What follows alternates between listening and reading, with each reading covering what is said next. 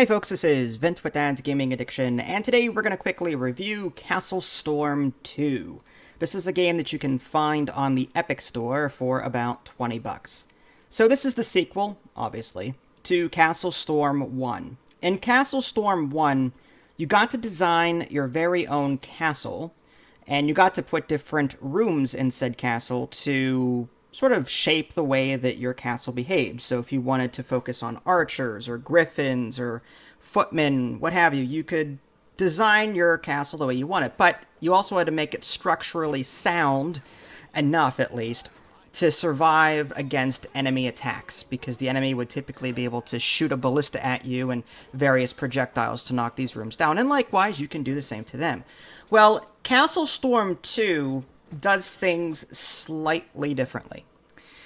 CastleStorm 2 has this very light 4X approach to it, in the sense that you've got this overworld map, everything is hex-based, and you'll be constructing buildings within your territory to earn yourself resources. So you'll be earning food from farms, you'll be earning wood from lumber mills, and so on. Now, some of these spaces are fixed, meaning that you cannot put a mine anywhere, you have to put it on a mountain space. Or if you want to build an alchemist, you have to put it on a village space, and so on. So some of the buildings have a set area that they're supposed to be built in, but for the most part, it's relatively free form. You can also build castles in order to extend your territory's reach, so that you can build buildings in, territory that's further out.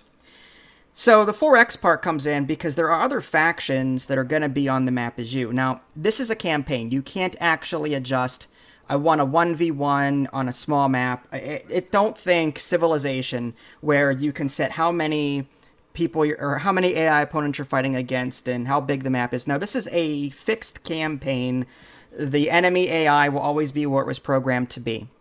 For example, there's a AI opponent that you're going to be facing off against to the east of your starting location. And they're like level 1, level 2, and they're the easiest to beat. And then as you explore more of the map, you'll come across other factions that are like level 2, level 3. What do I mean by level 2, level 3, so on? Well, as your troops fight, they level up. They come in the form of regiments. So you've got a knight regiment that is, level 1, and then as you continue using them, they gain experience and they level up, which is really cool. So the more you use a unit, the more it levels up. There's also a bonus XP system in place. So if they satisfy a hidden objective, then you'll get bonus XP added. So for example, kill 30 units. If that unit kills 30 units, they get a one-time boost to their XP, which is cool. You've got archers, you've got priests, which heal and cast this bubble around them to stop incoming projectiles. You've got paladins or knights, they're like larger troops with a huge two-handed sword. There's like these sorceresses. I don't have them unlocked, but I fought them in battle, and so on. So there's other units that I haven't gotten to yet in my 2.5 hours of playing the game so far. So getting back to the 4X element to it, you've got a leader, and you'll be moving this leader around the map. You can attach up to 3 regiments to him. So you could have a footman or knight regiment, then you could have an archer regiment, then a priest regiment. And then after, or in between battles, you'll be able to go into him. You'll be able to hire more people to replace the losses. Each regiment is like 25 men strong, 30 men strong, what have you. And as they go into battle and you call upon them during the battle and they die, you're going to have to spend resources to replace them. Hence why you need food, why you need gold, why you need lumber, and why you need other resources. Is to replace the losses from the battles that you're embarking on. In addition to being able to attack, other 4X AI opponents, like they'll have leaders themselves and they'll be doing the same thing. There's wolves that are just sort of like one-time NPC battles on the map. You can use them to help level yourself up. Winning these encounters usually grant you resources of some kind, or you can also equip different projectiles for your ballista. Like in CastleStorm 1, you had a ballista that you could directly control and shoot. CastleStorm 2 is the same thing. You've got a ballista, and you can customize what loadout it has for that unit. So my leader that has the team of 3 people, team regiments, I can also equip, say, I want a rare green ballista shot, which only lasts for 30 shots, but it's really powerful. And then I've got my regular little rinky-dink mini javelin shots, which I've got 999 shots of those. And then I can put a stone projectile on my loadout. And there are other loadouts too, like you've got the sheep battering ram, you've got the spiky ball thing from the first one, but you have to also use your resources to craft more of them and restock yourself in between each battle, hence why, again, you need these resources. Now, that's just for your hero unit that has that ballista. The castles that you eventually get, that you can either capture or build yourself, they will also have their own loadout. So you can attach certain projectile things to their castle. So if I want this castle to focus on this set of projectiles, I can. If I want this castle to have these 3 particular unit types, I can. Like, just they focus on paladins only, or 2 paladins and a priest. Or, you can actually set individual loadouts for every castle and every hero unit that you have. So you're going to be toggling between various castles and your hero unit, adjusting these things as needed. And again, these attachments, they will be rare sometimes in quality, so they will be better than the normal stuff. So you may want to switch out your normals for your rares on occasion, or move the rare stuff to the front line and let your back castles that aren't in danger have the regular bare bones stuff, and then give all the good stuff to the ones that are on the front line. Again, the strategy is up to you. I'm just simply saying that each castle and each hero unit has its own loadout, and you can go in, recruit more units. You can adjust the projectile types and craft more projectile types for that particular loadout. There's also magic. Magic also has rarity, so you can get strong lightning bolts or regular lightning bolts, but you have to be crafting these potions in every turn in order to keep supplying and making more of them.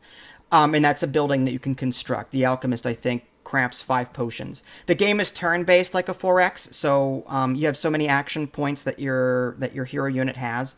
Once you're done moving, you hit end turn, and then you gain lumber per turn, food per turn, potion per turn, or per turn, depending on what buildings you have out there on that 4X grid. So it's got a light 4X element. Now, as far as castle design, this is where the game actually took a step back. There are no castle design. You can't physically go in there and adjust things. This room over here, this room down, at least as far as I could tell. Instead, what they've done, there's a castle attachment. It's like a tower, and depending on the level of that tower, it will add so many rooms to the castle. So let's say I've got this level 3 really rare attachment for the castle. I attach it. I just went from 2 castle rooms to 4 castle rooms, and now I can recruit up to 4 units for that castle instead of 2. Or 2, I can equip 4 regiments to those slots as opposed to just 2 regiments to those slots. So the more quality and the higher level of the castle attachment, the bigger the castle gets, and the more things you can attach to it. But they're pre-designed. You can't actually control what goes where. It's just upgrade the castle via these attachments, and then you'll be able to attach more stuff. Based on the 2.5, 3 hours that I've played this game, that's what I've seen so far. Whether or not there's actual physical moving things around, I haven't seen that yet. And if I haven't seen that in 3 hours, then more than likely it's not in there, but I could be wrong. So yeah, so far there's a campaign mode in the arcade. The arcade is just take control of the hero unit and survive as long as possible. You can do that in the campaign too. You can take control of the hero unit, but if he dies in a battle, then it's automatic failure for that battle. But anyway, the campaign is just the scripted thing I was talking about. It's fairly lengthy, and there's a lot to it.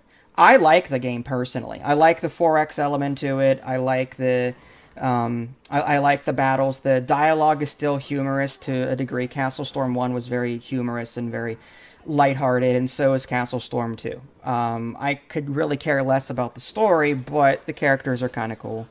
I'm in it for the resource collection and how big and bad you-know-what can I make this army or this hero.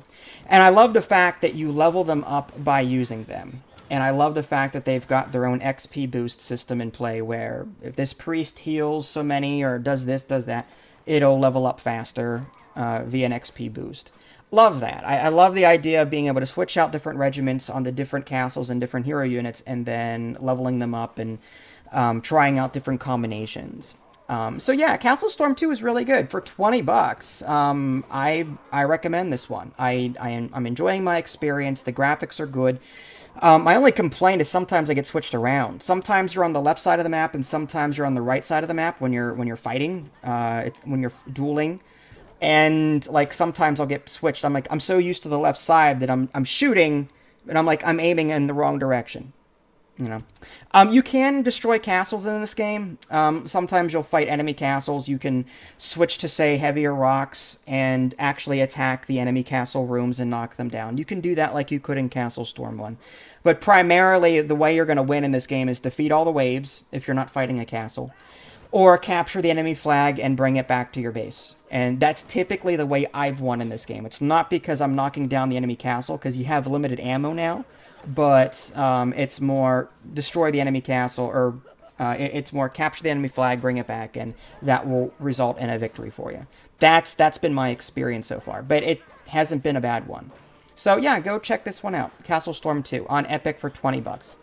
If you guys haven't already, subscribe to me on Twitch and YouTube. That way you can stay up to date with any new content I happen to publish. This is Vince. Thanks for watching, and I'll catch you next time.